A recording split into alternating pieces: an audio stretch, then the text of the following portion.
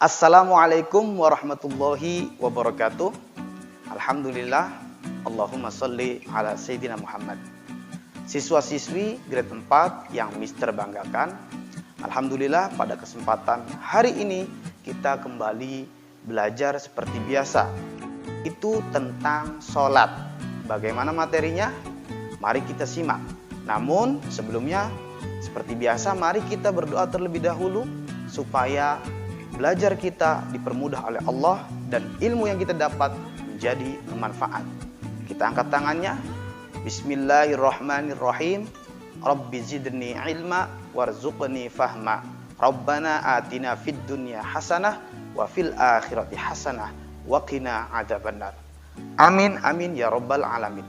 Langsung saja kita simak materi berikut ini. Ayo tertib sholat part 2. Sunnah-sunnah dalam sholat terbagi dua. Satu sunnah ab'ad, dua sunnah hayat.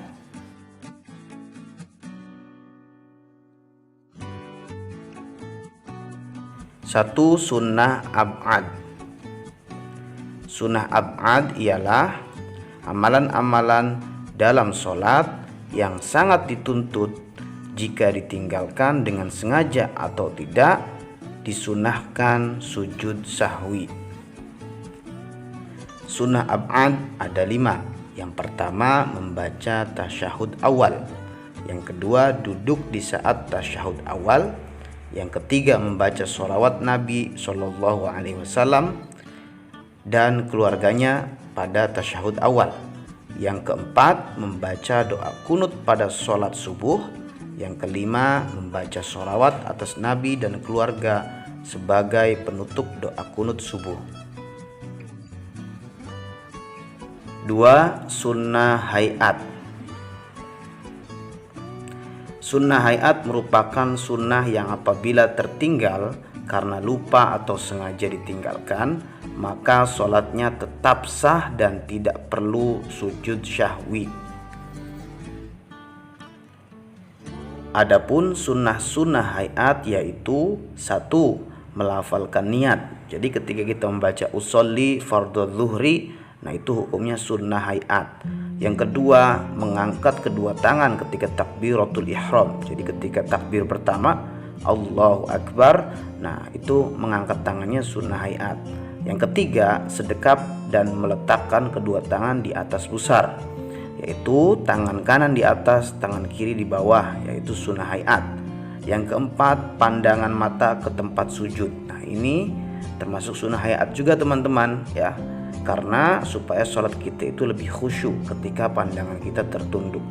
Yang kelima, membaca doa iftitah, yang mana doanya ialah Allah akbar kabira walhamdulillahi katsira wa subhanallahi bukratan wa asila inni wajjahtu dan seterusnya.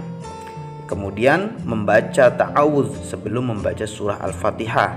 Jadi ketika membaca Al-Fatihah sunnahnya membaca ta'awudz dulu ya, namun dengan cara suaranya tidak keras. A'udzubillahi minasyaitonirrajim baru bismillah. Kemudian membaca takmin, yaitu membaca amin pada lafadz atau setelah membaca surat Al-Fatihah, waladdallin amin, yaitu termasuk sunnah hayat. Kemudian membaca surah atau ayat-ayat setelah Al-Fatihah, artinya surat selain Al-Fatihah ya, surat-surat pendek dan lain sebagainya, itu sunnah.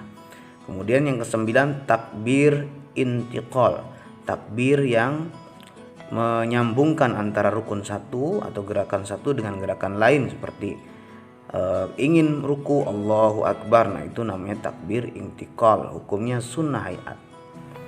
Kemudian yaitu yang termasuk sunnah hayat ialah membaca dengan jahr dan sir ya, artinya apa? Ketika sholat zuhur bacaan kita sirkan artinya kita pelankan ya, hanya terdengar telinga kita saja.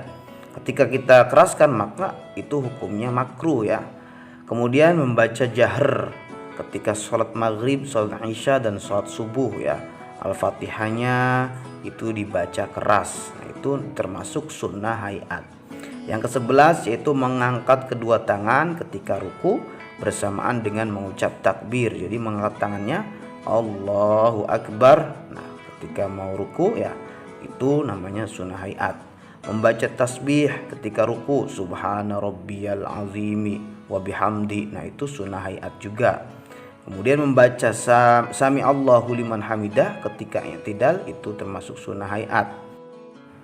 Kemudian mengangkat kedua tangan ketika bangun dari ruku itu termasuk sunnah hayat. Yang ke-15 yaitu meluruskan tangan ketika posisi i'tidal. Jadi tangan kita diluruskan dengan badan kita, itu sunnah hayat. Yang ke-16 yaitu mendahulukan lutut kemudian baru tangan ketika hendak sujud. Jadi yang mendarat ke tanah itu usahakan lutut dulu baru kemudian tangan. Itu termasuk sunnah hayat.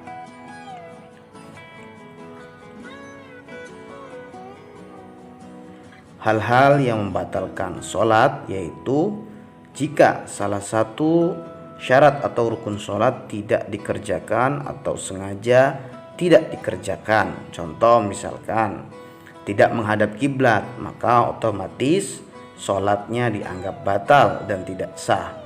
Kemudian yang kedua yaitu menambah rukun berupa perbuatan.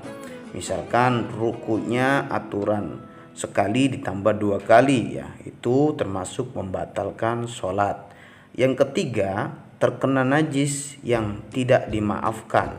Sedang sholat tiba-tiba ada seekor anjing yang menggigit tubuhnya, maka itu termasuk membatalkan sholat. Yang keempat yaitu auratnya terbuka. Misalkan sedang sholat tiba-tiba ada angin kencang, kemudian pakaiannya itu terkena angin dan menyebabkan auratnya terlihat, nah, itu membatalkan sholat. Yang kelima membelakangi kiblat, artinya kiblatnya tidak sesuai dengan kiblat yang ditentukan, ya arahnya.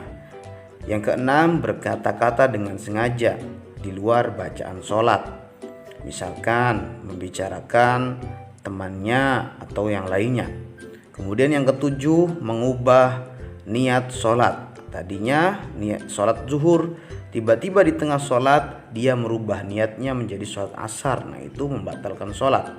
Yang ke-8 mendahului imamnya 2 rukun jika sholat berjamaah. Jadi 2 rukun berturut-turut dia dahului imamnya.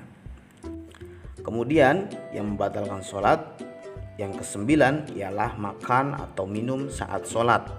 Meski sisa-sisa makanan ketika sholat kemudian dia makan, maka sholatnya batal. Yang ke-10 yaitu tertawa terbahak-bahak. Jadi lagi sholat tertawa maka batal. Yang ke-11 bergerak berturut-turut 3 kali atau lebih. Nah, itu membatalkan sholat juga. Yang terakhir yaitu murtad atau keluar dari Islam. Sedang sholat tiba-tiba dia pindah keyakinan, maka sholatnya batal. Alhamdulillahirrabbilalamin. Materinya telah selesai ya teman-teman. Bagaimana? Mudah bukan? Dan dapat dimengerti ya. Oke, selanjutnya yaitu tugas. Bagaimana tugasnya? Silakan lihat di sini tugasnya teman-teman ya. Nah, setelah teman-teman selesai mengerjakan tugasnya, silakan kumpulkan kepada guru agama masing-masing.